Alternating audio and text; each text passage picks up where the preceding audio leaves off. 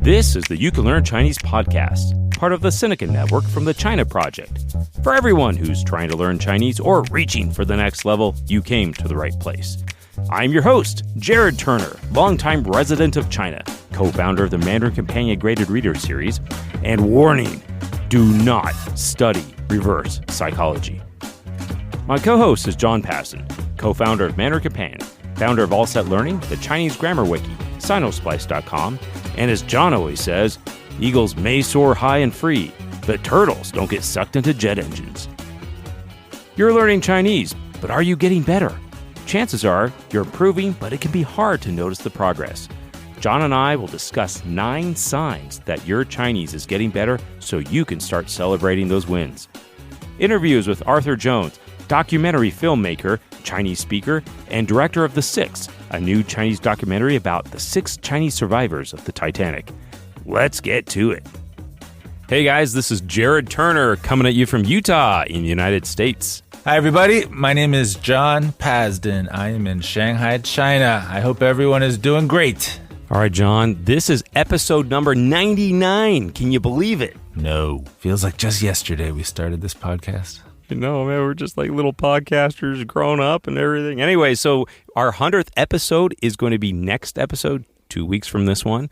And we have a special episode planned. And what makes it special, Jared? Wouldn't you like to know? Well, you do know, but our listeners there, I'm sure they'd like to know. So you're going to have to tune in for this next episode. All right, so we're going to change it up, do something different. Hopefully you will like it. It will be interesting. Today, we also have some reviews and a listener email. Last episode, I mentioned something about the Piggy and Gerald books. And Lani Mintz wrote in to say, Piggy and Gerald exist in Chinese. Great podcast. Thanks for putting that out for everyone. I was listening to your most recent podcast where you mentioned Chinese kids' books not being as interesting or as fun to read as some popular English ones. You may know this, but just in case, most of those fun English kids' books are also available in Chinese.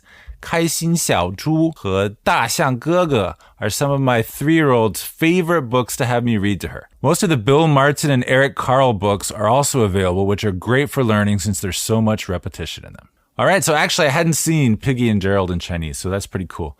But actually, what I'm hoping is that there are like original Chinese stories written by Chinese people for Chinese kids that are also fun and interesting and kids want to read just because they're fun and not because they have to learn to read, you know? Yeah, definitely. And I will say that the Elephant and Piggy books, my kids love them. And I do have one translated version. And yes, they are pretty dang simple. So those ones are good stories. But for example, the ones like Eric Carle and the Very Hungry Caterpillar, Chinese is the Hao de Mao Mao Chong. And that one, I actually did an analysis on that one some time ago. Yeah, there are a lot of easier characters in there, but there are also a lot of very difficult characters. If I recall correctly, 10 to 15 characters, which are like HSK 4 and above. Now, I'm not a huge fan of HSK, but it's definitely an indicator. And there were something like 8 or 9 characters that didn't even fall within the HSK character set. There are some ones that translate very simply, but not everything does. So your mileage may vary. Let's put it that way. And there are also translations where they're translated, but they totally lose the charm. And for those, I'm thinking of the Dr. Seuss translations into Chinese. They're just... Oh, I haven't even read those. They're just sad. I can imagine. They have none of the charm of Dr. Seuss. Would you read it in Chinese? All right, so anyway, we're hoping for more fun native Chinese stuff. Now we have another review coming from J-Dog Chi Baba Chi Wu, and he says, I'm a non-native L2 Mandarin learner in the United States, and I'll be starting a new career as a high school Chinese teacher in just a few months. I'm so glad I discovered this podcast. I love the focus on comprehensible input and extended reading and all the interviews with innovative teachers in this arena. If it weren't for this podcast, I'd totally be in the dark and not sure how to be an effective teacher. Thank you for giving me hope. Maybe this podcast should be called You Can Learn and Teach Chinese. J-Dog. Hey, well, we really appreciate that.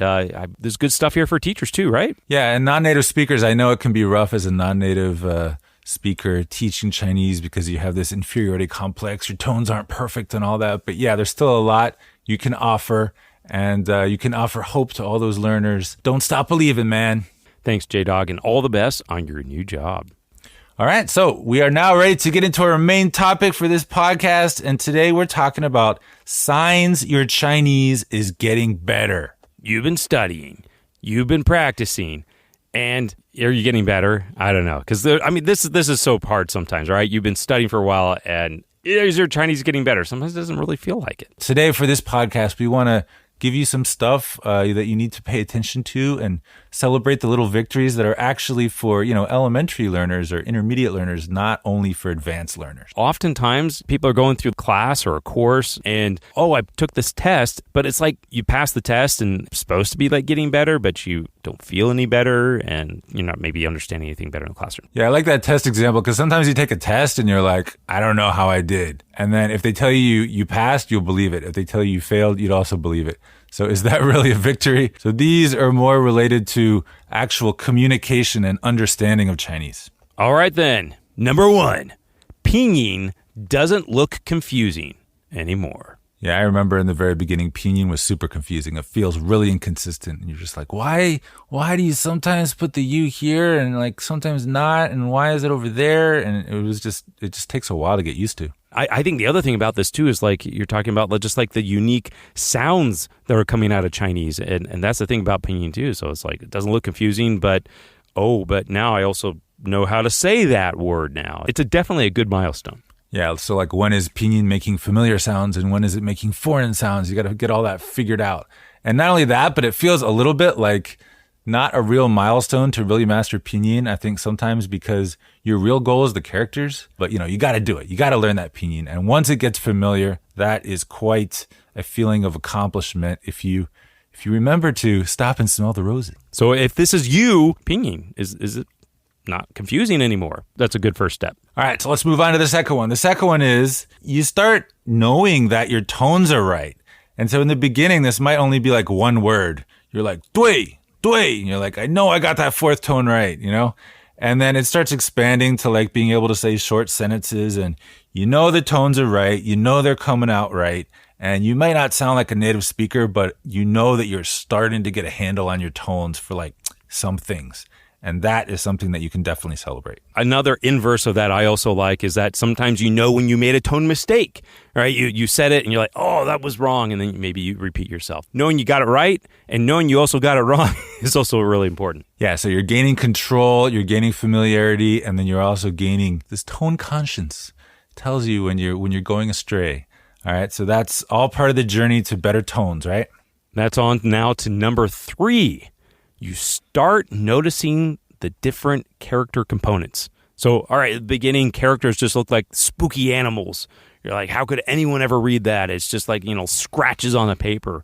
But now you're starting to get more familiar with them. And now you say, oh, wait, this is the Sandy and Shui, right? The 3 little dots of water, or you start realizing, oh, that's there's different commonalities. Oh, these 2 characters have the same little component inside of them. Yeah, and native speakers themselves, they could not learn all these Chinese characters that they know if there weren't a system. But it takes so long for you to like break into the inner logic of the system and it to start to feel like you're getting a handle on it. So once you start to feel that, it starts with individual components and then whole chunks of characters. And then pretty soon you're learning new characters where every part of the character is familiar. It's just a new character.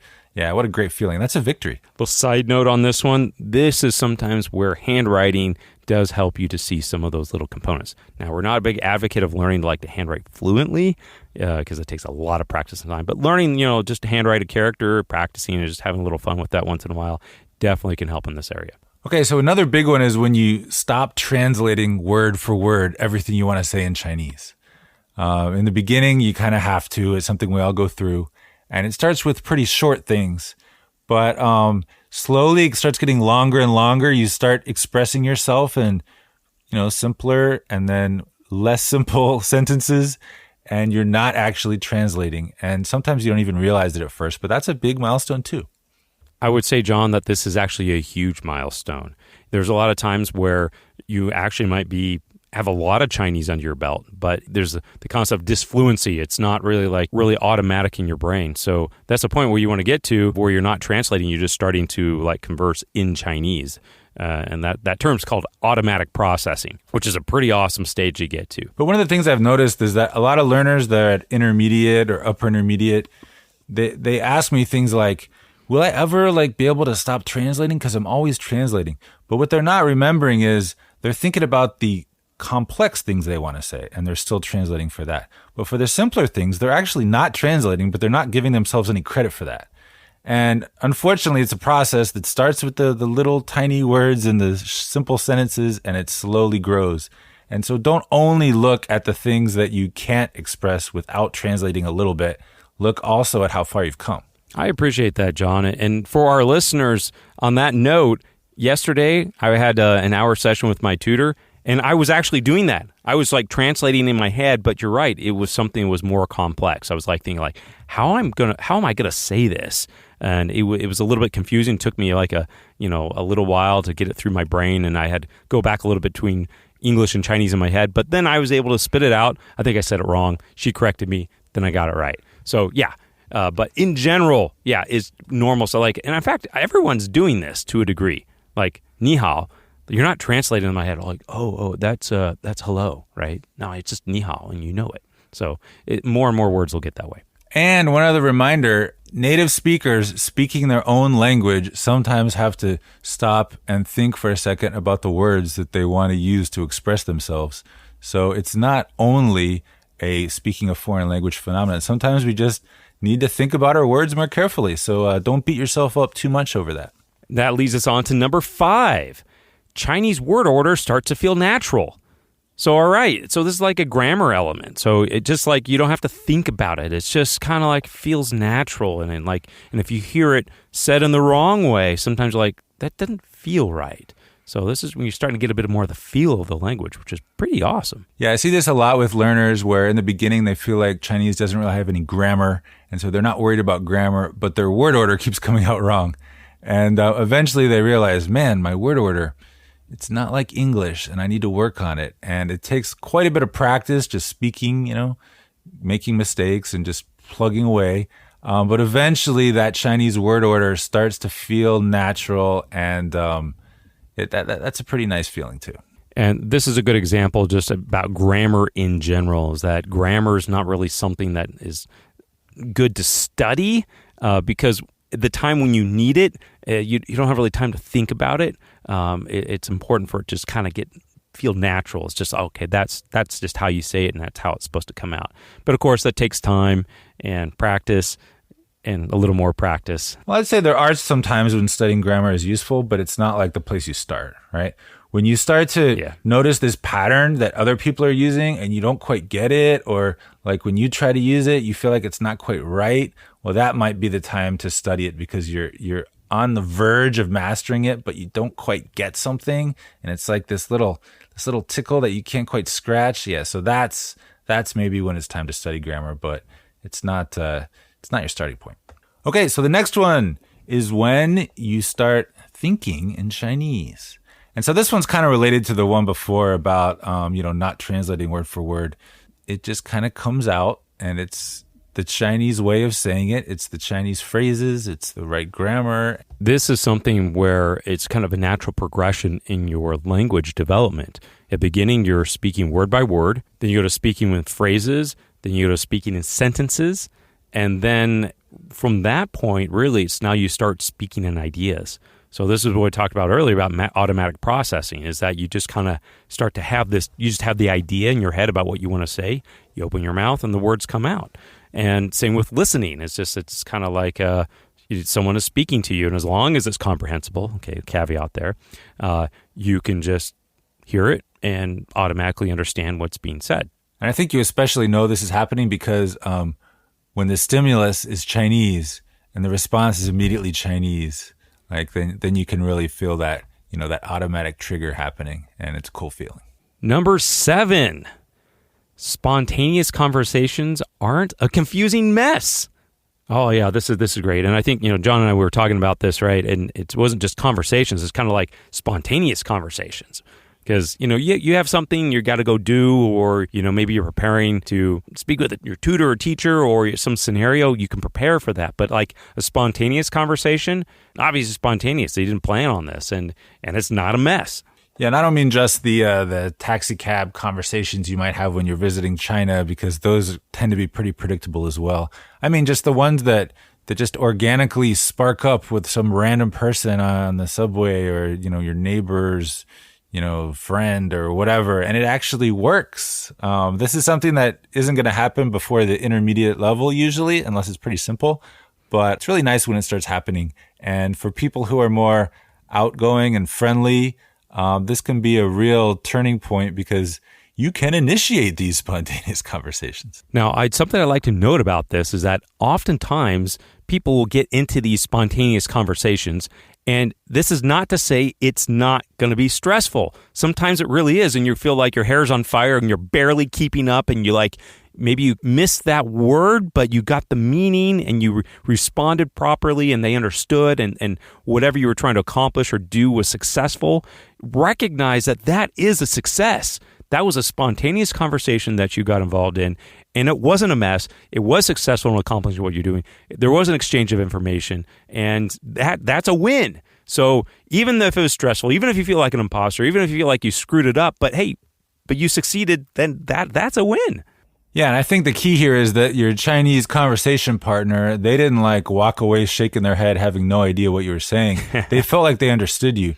And maybe you didn't feel like you totally understood them, but they felt like it was a fairly coherent conversation, right? So that's the breakthrough.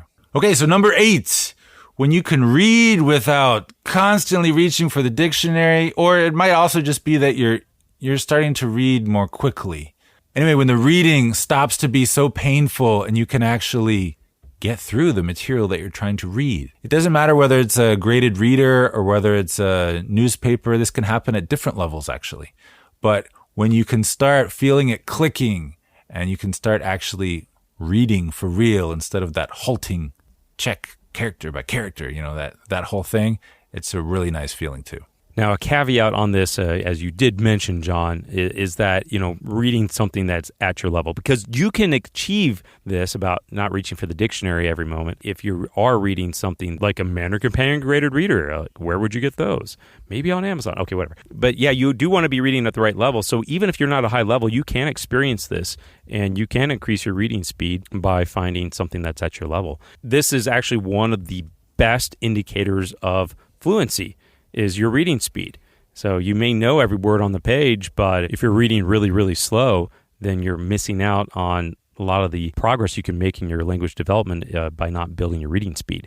So you definitely want to focus on building that reading speed because a whole lot of other things will happen once you increase it. As the studies show that you'll be able to listen better, you'll be able to speak better, write better, and of course, read better. But it just impacts all areas of language development. The research on this is quite compelling. All right, and that brings us to number 9. People stop praising you and just talk to you.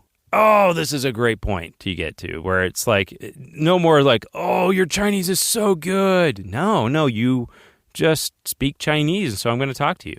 Yeah, there is a time when you're a beginner and you know that you're not communicating and people won't stop praising you. The initial praise glow kind of wears off.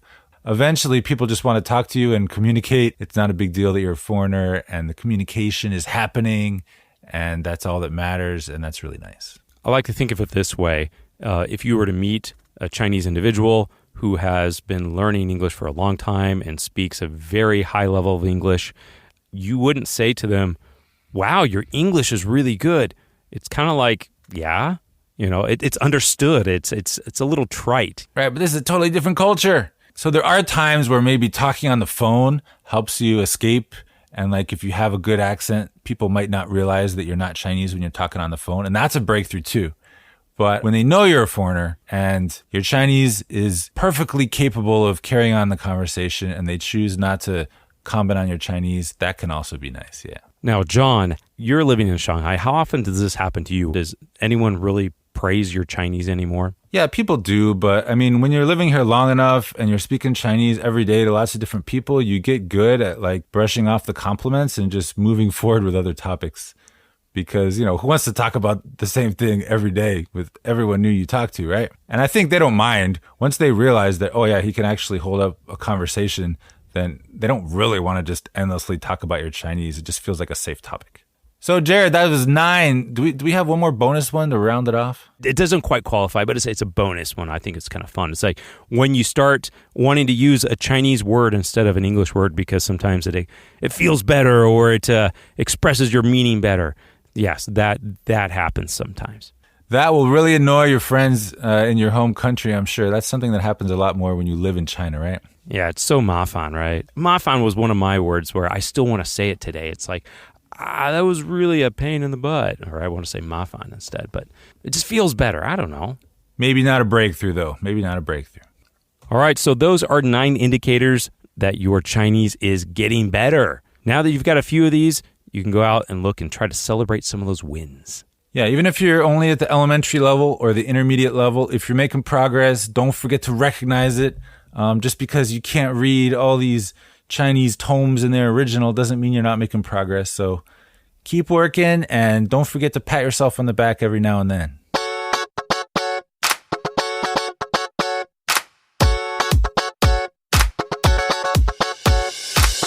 All right, now it's time for a word from our sponsor. And today our sponsor is Mandarin Companion, Chinese graded readers. That's right. And today we are talking about The Secret Garden, which is a Mandarin Companion Level 1 graded reader using only 300 basic characters. This is our first book. Why was it our first book? Because it's the first one we did. No, why was The Secret Garden our first book? Because it is one of the best stories to adapt to Chinese because it's a great story.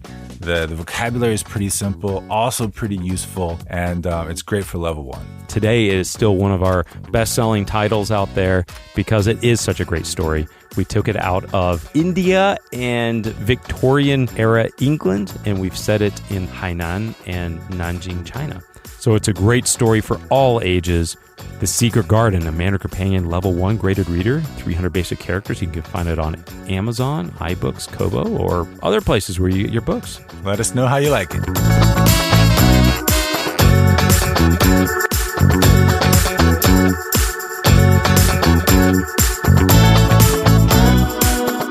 All right, now it's time for rants and raves. John, what do you have for us today? Do you have a rant or do you have a rave? I have a rant today. This is something that I've been meaning to say and I keep forgetting.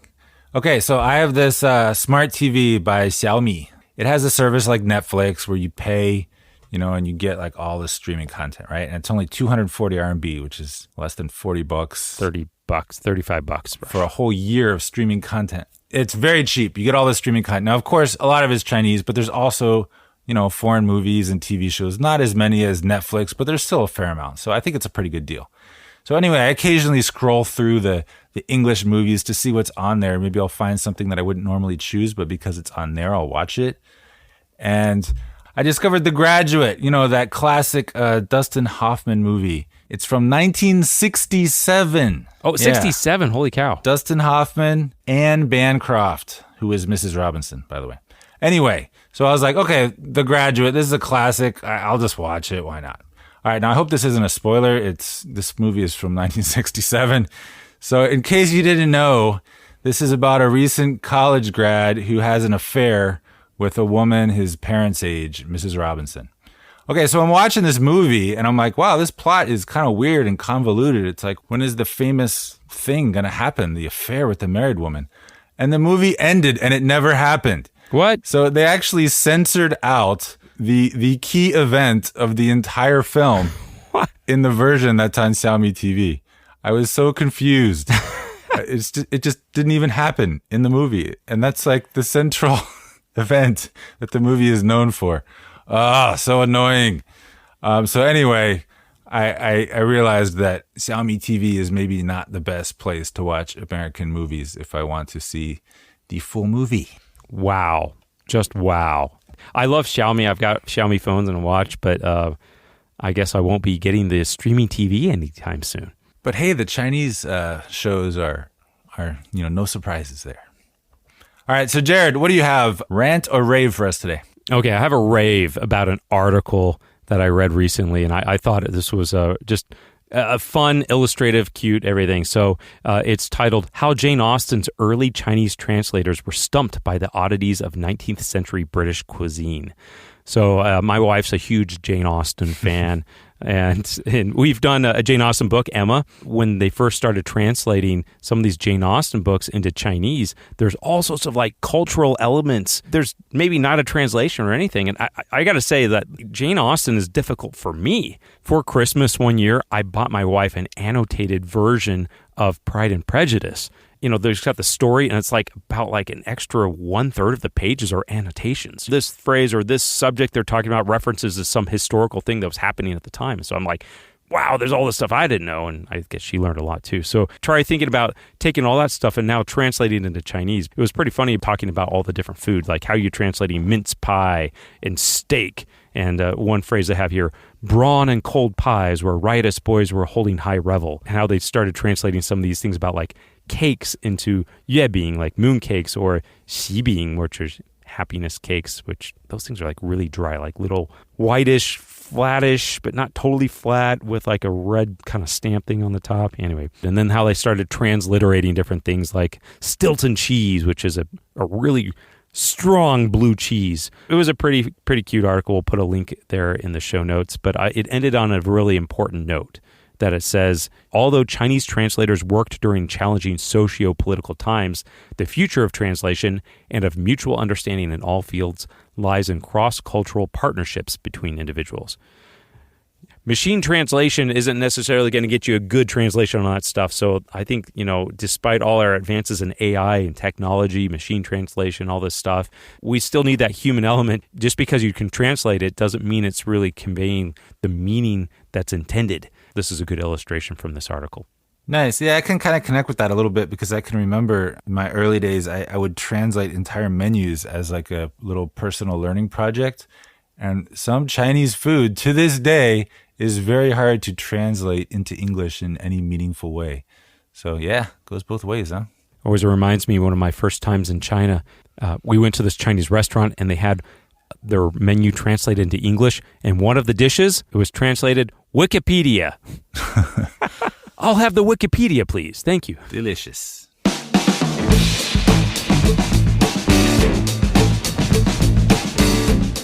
My name's Arthur Jones. I make documentaries, and I live in Shanghai. That's my home. I discovered Arthur through his new documentary about the 6 Chinese survivors of the Titanic, and I was lucky enough to get him for this interview. Arthur's experience illustrates the power of connection through language and how those stories can shape our lives. Stay with us.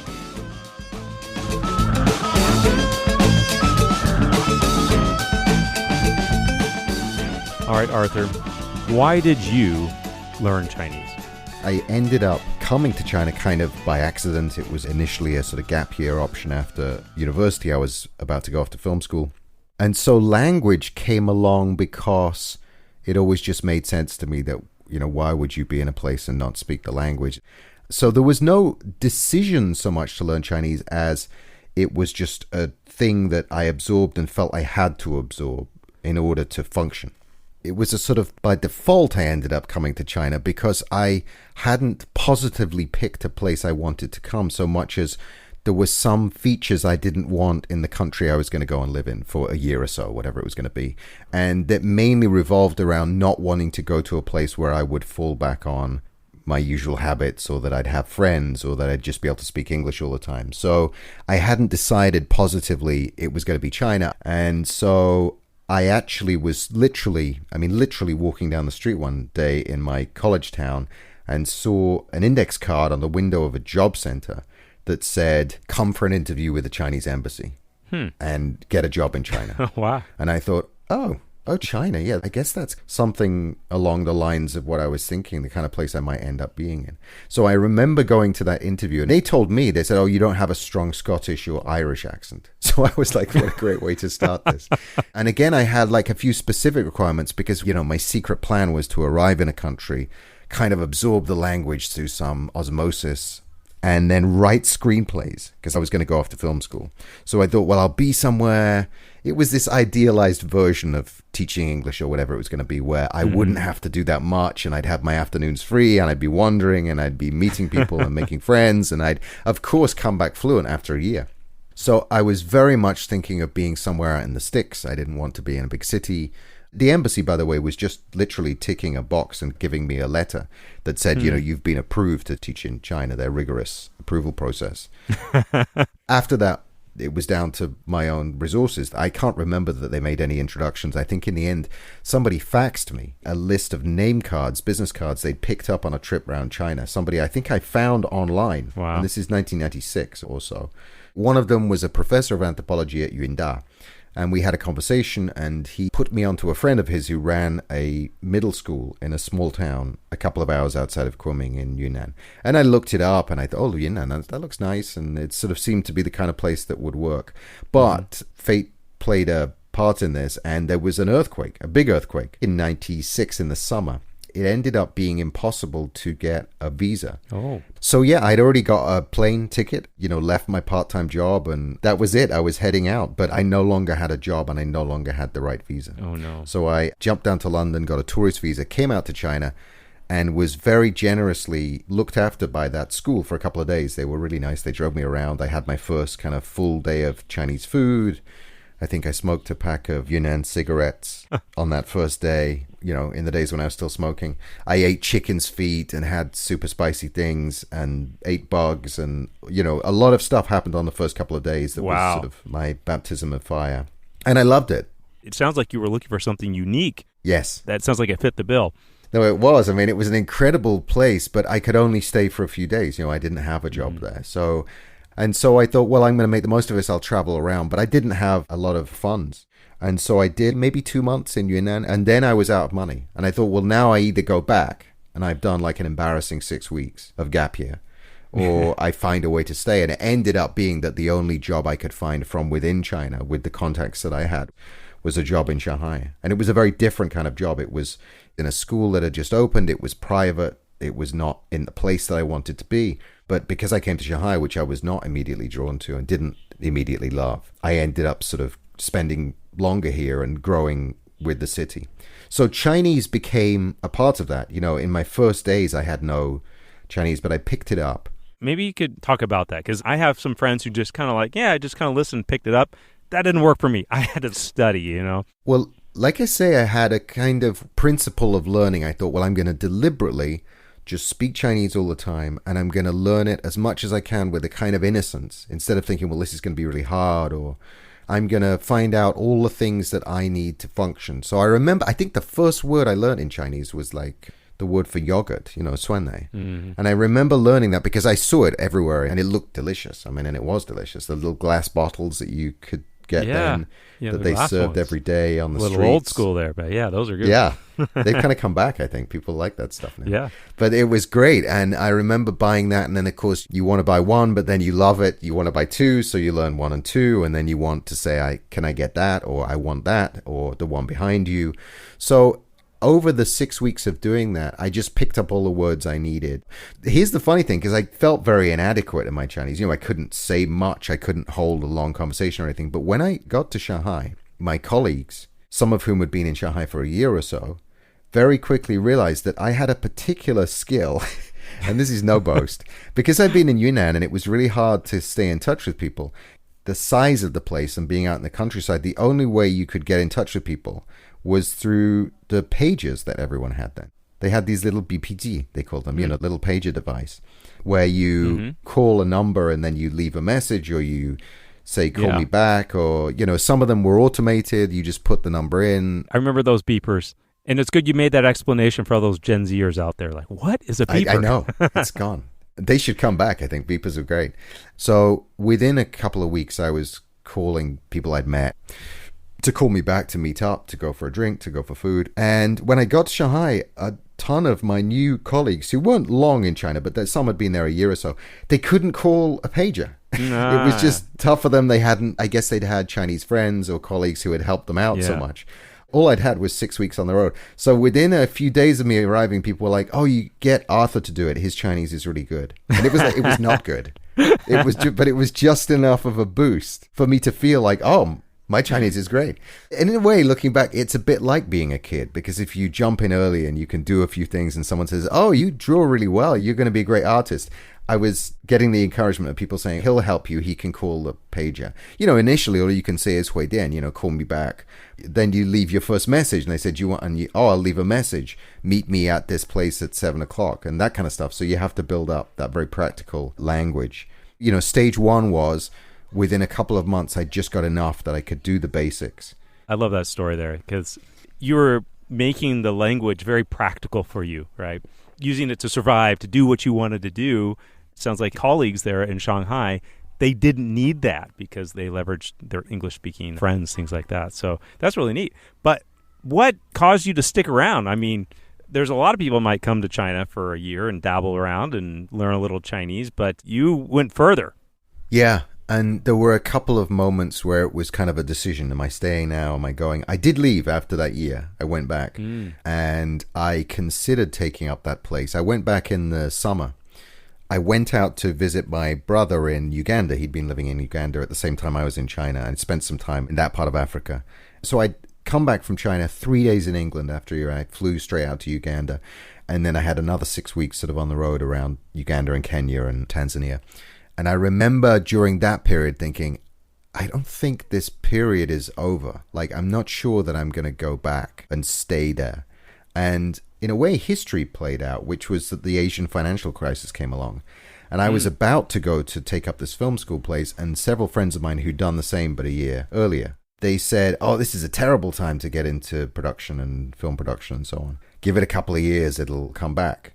By that point, I realized that there was a long way to go, and I thought, well, in another year or two isn't going to hurt. And, maybe I will be a true, genuine master of Chinese by that point. And I was also thinking, because at that point, my real aim was to be a screenwriter and a director. So I thought, well, another year or two of picking up life experience is going to be good, because that's the original reason I thought to come out to China. It wasn't so much I wanted to learn Chinese. It was more I felt young, and my experiences of life weren't such that I could graduate from film school and suddenly be able to write screenplays for the next 40 years of a career or something. I thought, well, what am I going to write about? It's going to be about me. So China was part of like growing up and trying to learn a bit about the world. So it felt like enough to come back. And then a year or so later, there was the big decision, which was, if I'm going to stick around here more, what is it that will keep me here? At that point, for me, it was work. It's the only time I set myself a specific aim, which was within this year, I have to start heading in that direction. And it was during that year I started working in the earliest incarnation of the magazines that became That's magazines. Oh, yeah. That's Shanghai. That's right. So that's what kept me here. At that point, I was still thinking, maybe I want to be a reporter or something, or maybe it's film. But it felt like I was doing something that had value, and I was learning a lot, and I was working with a great team.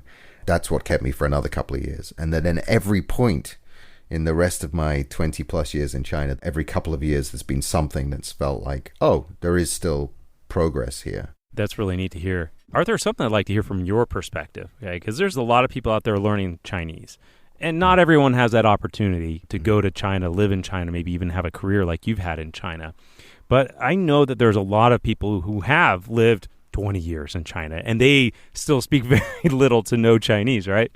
Knowing Chinese and being able to speak the language, what impact has that had on your career and the opportunities it's presented to you along the way? It's a huge part. I mean, I couldn't do what I do now, which is make documentaries without Chinese. I think it began for me with interviewing. I would interview, I never worked with a translator or someone with me. And then the production crews, the camera people and sound and other producers. And that world was always quite Chinese. A lot of crews don't speak any English. So it felt like very important to be able to fully function in that world and not be an outsider to that world. But, when you work with a crew, you want to be deeply connected to them. You want to understand what's going on. You want to understand the joke that's bubbling around the room. That's always been really important. And of course, 20 plus years in China, there's lots of weaknesses to my Chinese, lots of issues, but that sort of intuitive stuff has always felt like I'm okay with that. It suits me because when you're learning a language, I think, and I've learned this most through Chinese, do I stop the conversation now and say, I completely don't understand what's going on here, or what does that mean, or what does that mean? Or do I just kind of keep in the moment and try and catch back up again? I think people who are here in China, I see them doing that a lot. The second option, which is to just kind of nod, you don't want to interrupt the flow of natural speech and things that are going on around. You want to be able to follow. And just kind of letting go and being part of that, trying to intuit from people's expressions, that childlike learning is very helpful. You can learn a lot from just being super engaged with what's happening around you, even if you don't understand word by word what's going on. So that was always part of my deal with Chinese. Can you think of any really memorable experiences you've had interviewing someone? It's a funny thing in the world of documentaries, but when you interview someone and they cry, it's a big deal. Because, first of all, it's often very helpful to the film because you're accessing emotions that are raw. But also, it's got an element of you've entered that person's space and helped them to feel comfortable enough that they can be very open about their emotions. And I'd done interviews in English where people had got very emotional about things, but I'd never done it in Chinese. And I was working with a director called Peng Xiaolian, fifth-generation director, who very sadly passed away a couple of years ago. I was along sort of for the ride. I was working on a screenplay with her based on a story out in the countryside in Hubei. Mm-hmm. And we were interviewing an elderly woman who was the mother of a man who'd been injured in an industrial accident, and he'd lived for years without his forearm on one side. Mm. And she was talking about the struggles, and Peng Xiaolian was interviewing, I was filming, and this elderly woman started to cry, and it just went on and on and on. And I remember watching Peng Xiaolian, the way she'd done it, and it was to do with this very nuanced, subtle way that she only spoke when she had to. There was no sense of judgment, but she wasn't pushing the woman to cry. She wasn't saying, well, tell me, how did that feel? It was just very subtle. I remember watching that and thinking, I want to be able to do that in Chinese. Get people so comfortable that I'm not a foreigner in the room who's like using Chinese skills to do something. I want to be so in the moment that it just doesn't matter who I am. We've sort of transcended that. And I'm incredibly lucky that since then that has happened many times. And that's felt really gratifying to at least get to a level where language isn't a barrier and where my foreignness isn't a barrier to someone being open and emotional. It's about stripping back, being able to be very real in the moment. Being able to make a real connection with people. Yes. That's something that many people dream. Can we get to that point where we can truly use our language to connect with someone, but on a deeper, more intimate level, right? Yeah, and it's not always about, really profoundly developed language skills. Like I say, sometimes it's just about being able to be in the moment in a language space with someone. They're doing most of the talking, but you're following and you're using all of the clues that they're giving you in body language and the way that they're answering and what their eyes are doing and where they're looking. And I think everybody who lives in a culture that isn't their own ends up with super developed skills about sort of reading facial expressions and all that kind of stuff, because you have to rely on those. You don't have much else.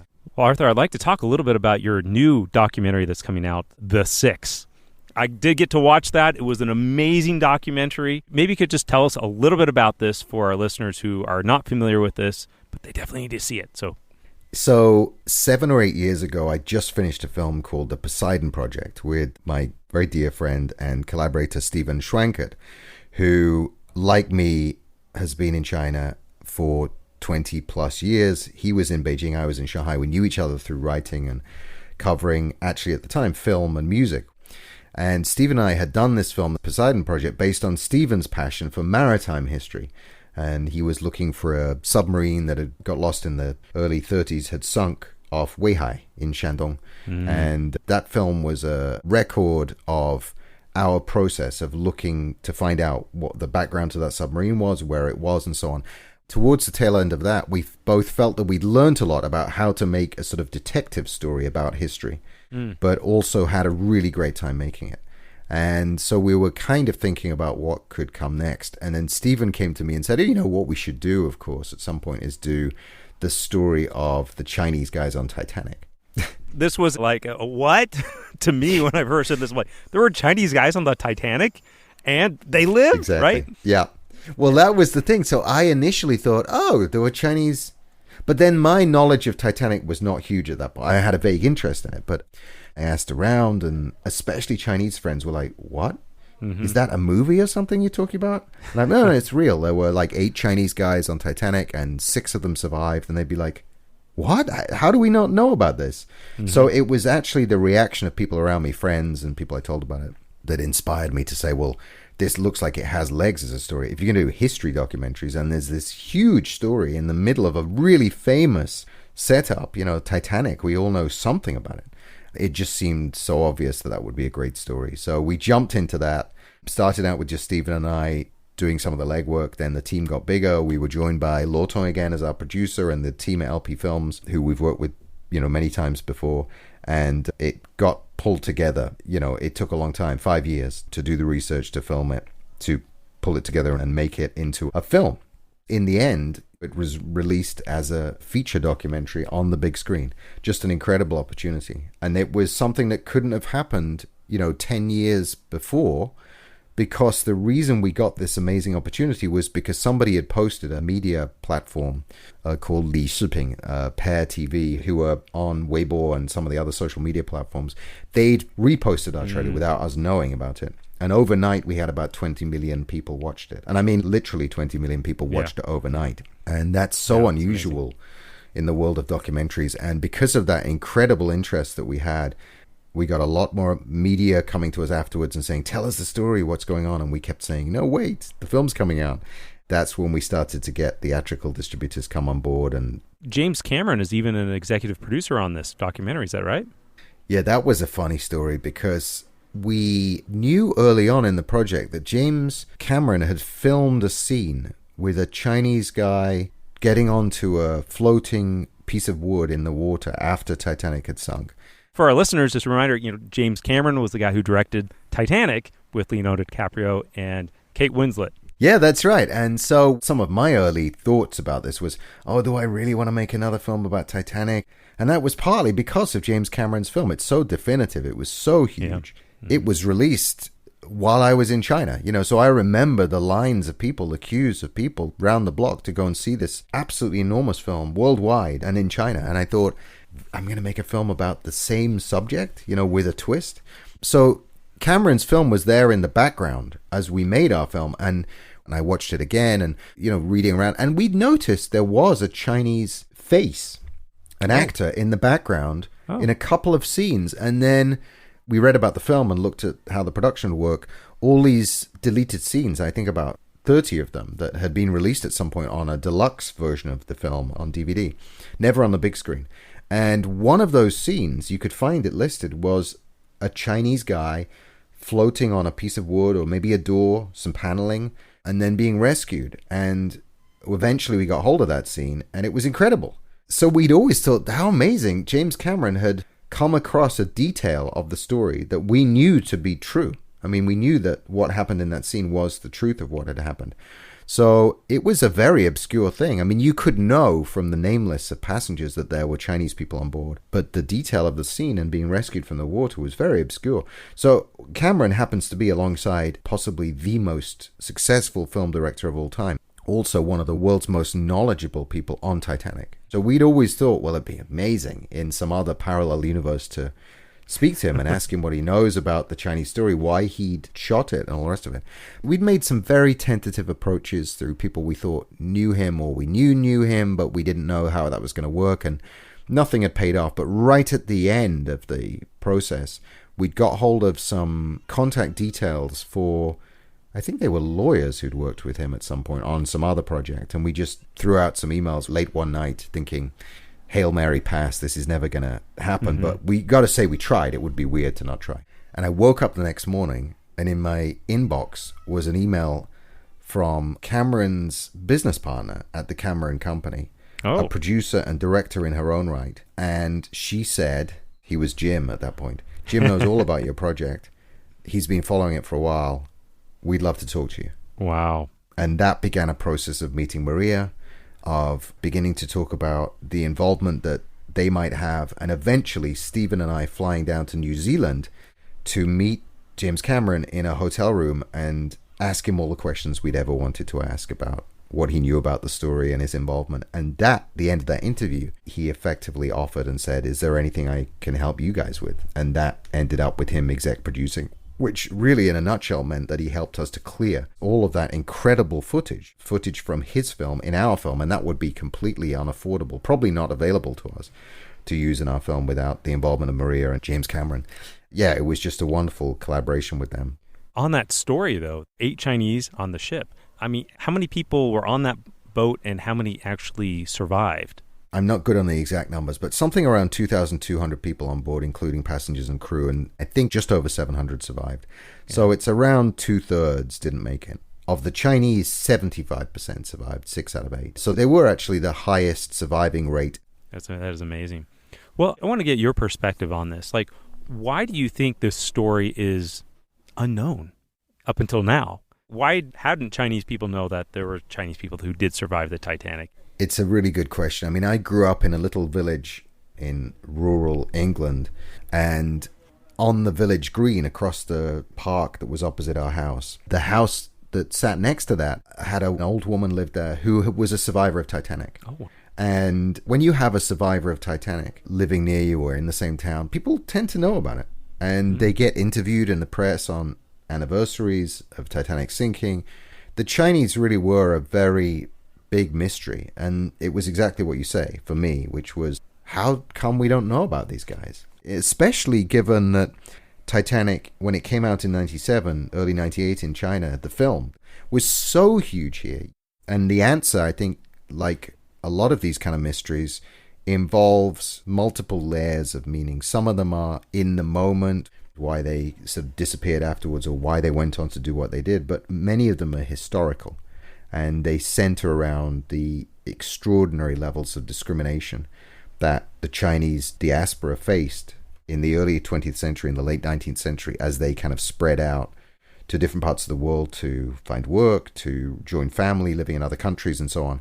And that was the beginning of us beginning to understand. As we began to unpick that story, we began to realize why at every level they were unknown. In the moment on board, why very few people seem to have seen them on the rescue ship, and then even as they arrived in New York on Carpathia, the ship that had picked them all up out of the sea from the lifeboats, why the survivors were so well treated, were so well looked after in general, but in the specifics of the Chinese experience were so badly treated and then shunted away essentially out of the history book. Wow.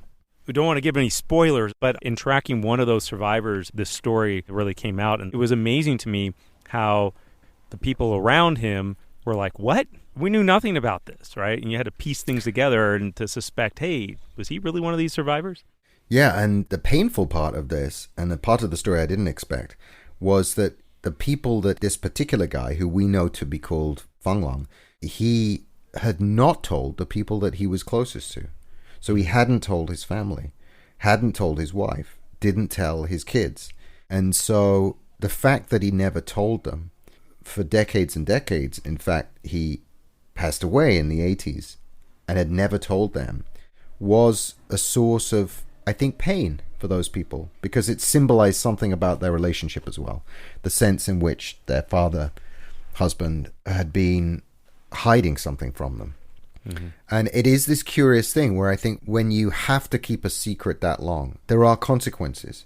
And you might be doing it for the best of reasons because you're trying to shield people from painful memories or painful experiences.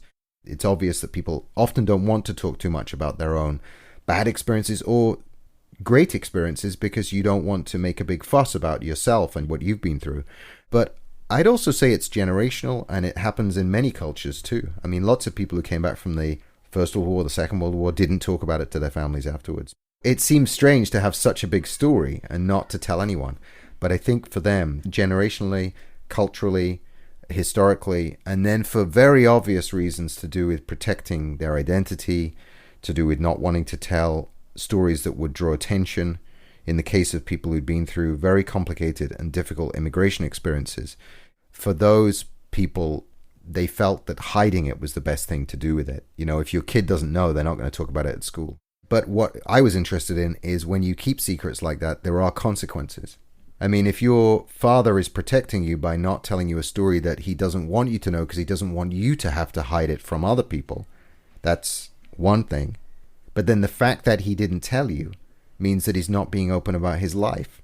And then you don't understand him in the way that you would have done had you known.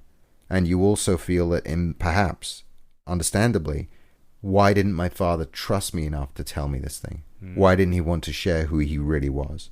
And if you have any other of the normal family baggage that everyone goes through, conflicts just based on personality or growing up with someone and generational conflict, all of those things that everyone goes through to some extent, and then you add into that mix lots of historical reasons, historical pains, historical complexities and discrimination, you mix those up, how much more complicated families become than they already are, and they're already complicated things to navigate.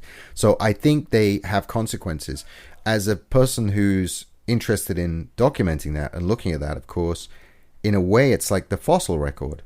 You think that something happened 110 years ago, 120 years ago, Titanic sinking, is a moment of interest. It says something about that time. What's less obvious, but I think so manifestly true, is that it's like scar tissue. It doesn't go away. It sits there.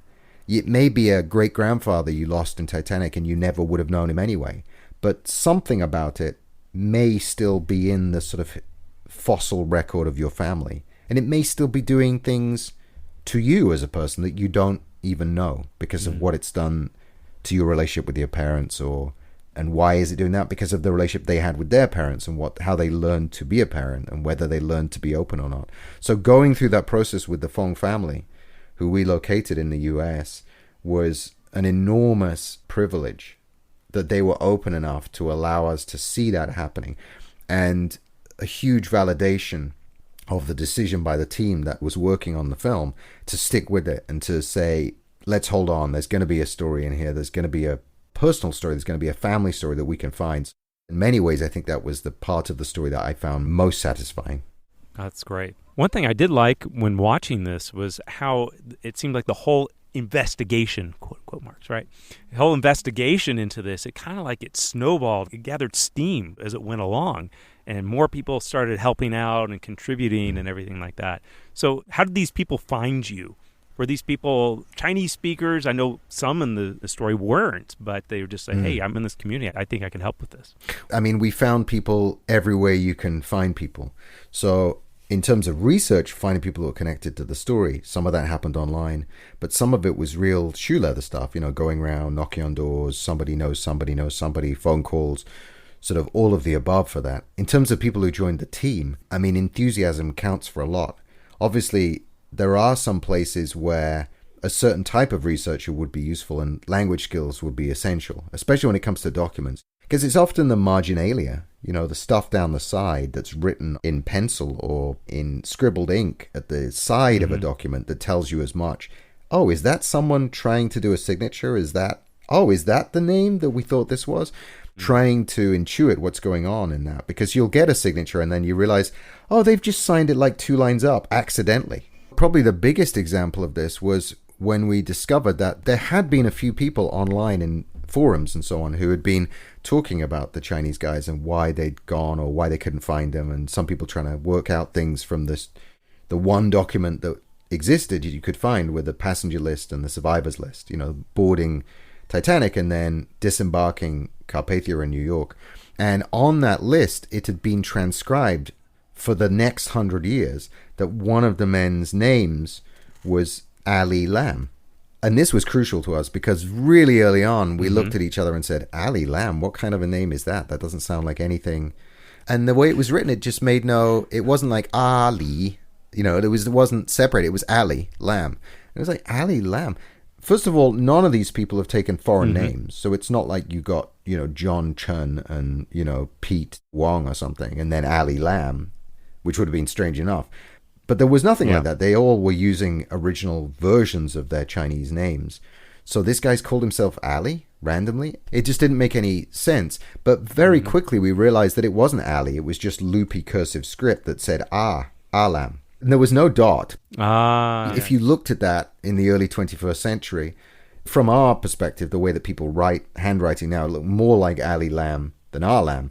But of course, Stephen and I, and then our researchers, some of whom were Chinese speakers or natively Chinese, and us, we said that just stands out as something very odd. So within a few weeks of beginning the project, we'd fixed that problem. And I think we even posted about it early on, and it became a scene in the film that is trivial but represents a lot, which is you can have 100 years of passionate Titanic historians who just miss something like that because you just don't know that people would never call themselves Ali in China. So it was stuff like that we wanted to correct the record on the low-hanging fruit and then jump in and find some more profoundly hidden gems in the story, you know, things that would take months and months and years, finding people, finding descendants and all that kind of stuff. But that was language there, and we needed people who had worked between English and Chinese in order to do that. Chinese journalists had looked at this story and hadn't noticed because perhaps they weren't so strong on doing research in archives overseas bit of the job, or they weren't so good on looking at cursive script written by an English sailor in 1912. But the combination of those two things was what led us to these things. Yeah, it took both sides, right? Took the understanding of Chinese, right? Exactly. And then we were joined by people with incredible skills. You know, we had genealogists who joined us, family tree experts in the US. We had general historians who helped fill us in on bits of the story where we'd lose the thread in terms of them as 6 individuals. But we would pick it up again by looking at what, in general, the Chinese diaspora or Chinese workers or Chinese sailors were doing at that point. So that's often how we picked back up on the thread. So we've lost this person in, let's say, Brighton in the UK. We have them coming in on a ship, but what happens next? And then if we couldn't find them, we just move back to the general historical record and say, well, what was happening to sailors at that point? Were they being moved up to Liverpool? Were they being shipped out to other places? Where in Asia would they be working, you know, coming in and out? What were the routes that were common? And there were huge stories going on in the background. Of course, within a couple of years, you had the First World War. You had the mass drafting of non-British sailors into the merchant navy in the UK as British sailors joined the Royal Navy and went off to fight. You know, and then you had union action in some countries that meant it was suddenly very difficult for non-native sailors to work on ships, or there'd be some protectionist measures that involve language skills. You can't have people on board who aren't native English speakers, you know, above a certain percentage. So we were following these trends. And then you'd obviously have these hugely significant sort of anti-immigration or very specifically anti-Chinese immigration laws that you could track as well. You know, all of that stuff combined, it just involved a team with multiple layers of skills. I'll tell you a funny story. Here's the thing that happened. When we first started looking at this, of course, one of the first things I said was, we've got to find descendants. Because if we don't have like a human story that's happening now. And that was what I really wanted, a story that could play out now. We had a little budget and we were looking for people we could pay to do some of that work. And I think 2 or 3 genealogists turned us down and said, oh, we'd love to be involved, but Chinese genealogy is just too difficult. Did these people speak Chinese, or could they read? I mean, you know, it's not like they all spoke Italian, but they wouldn't have said the same about Italian genealogy. I think the issue is, sure, language. Although you got to remember that once they leave China and enter Europe, the US, wherever, they effectively get, you know, pinyin-ized names. Anglicized, you know? Right? Yeah, they're anglicized names. It's not the standardized pinyin we have now at that point, but it's something like that. So you're working back in an alphabet you know again. But actually, the problem is a sort of deracination process that happens for the Chinese diaspora. So unlike an Italian who moved to the US in the early 20th century, where written into the record, even if they change names, there's usually a way to find the original name. Yeah. For the Chinese, because of the Chinese Exclusion Act primarily, not only did they anglicize their names, or let's say they transcribed their names, but that name invariably was not their original name. They were specifically trying to hide that original name. But the original name, of course, is literally in Chinese characters, and the new name is in an alphabet. So there's these multiple layers. They're not just transcribing the name, they're changing the name, and they're trying to hide the original name because they're trying to hide their identity, or they've bought a new identity as a paper son to get around immigration, very discriminatory immigration laws that would have stopped them. Oh, they're trying to hide all of that history. They literally don't want to be the same person they were originally. They don't want to be connected to that. And it's a process of people deliberately hiding who they are. We realized early on, when you look at lists of sailors who entered the US or came through US ports. Very strange. They're all 2-character names. You would think that some would be 3-character, right? A good percentage, probably 70-80% would be 3-character names. And there's none. I mean, they're so rare, stands out when you find one. And you think, what's going on there? So you've immediately lost 1 character out of 3. Huh. And the 2 that remain are often not the other 2 anyway, if you manage to track back who they were. And of course you think, well, there must be some reason. The reason is a fairly simple one we discovered. It's just a real hassle to list the 3 complicated characters rather than the 2 to someone who doesn't speak Chinese. It's already difficult enough, the 2 characters, right? Let's just strike the 3rd, right? Let's just get rid of the 3rd. And the original name was Wang Jianguo, and now they're Jianguo, and then he goes, well, let's make it Aguo. And then like 2 years later, he goes, no, man, let's make it Agao. Yeah. So Agao is actually Wang Jianguo, and it's impossible to link them up on that level. So you got to find ways you can connect that up. Was there a moment when he changed names? Can you find them in the same place at the same time? Were they in the same office? Did that guy disappear, the original Wang Jianguo, when Agao, appeared? And then does Wang Jianguo ever turn up again? So maybe it is the same guy, things like that. So there's a lot of deduction going on. Well, Arthur, what kind of impact do you want this documentary to have? I try to let the tail end of what happens after we make it just be what it is. I want people to sit and look at something that, whether it's something they know a little about or nothing about, I want them to be in the shoes of the researchers. I want them to be in the shoes of Fang Long and the other survivors, even the ones who didn't make it, and to experience that through the film. I think films are such a great way of delivering that very sort of first-person experience. It's you sit there in the dark and you feel stuff, and that's what I want. I never viewed it as a great way to deliver information. For me, it's not important that people remember when something happened or the exact name of something. It's more, I want people to walk away and think, wow, maybe that immigration experience of those people relates to one that my own family has from a different place. Or I get what it's like to have a rift with my kid and not be able to explain things. And I'm trying to do it for them, but they don't get it and they hate me for it. And that's really tough.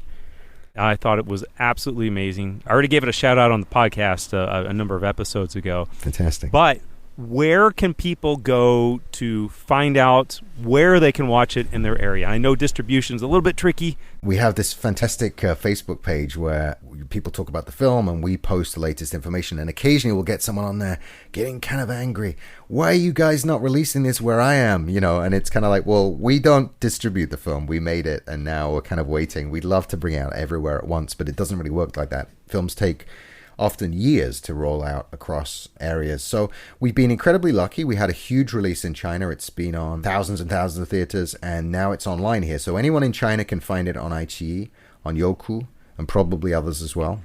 It's called The Six, and I think what Chinese is Liu Ren, right? Yeah, the easiest way to search in Chinese would be Liu Ren. I mean, if you want to make sure you're finding Liu Ren 纪录片. In lots of other places, it's been on TV. It's played in Canada, on national TV there, in Japan, and it's in other countries, including the US, the UK. It's still doing a film festival run.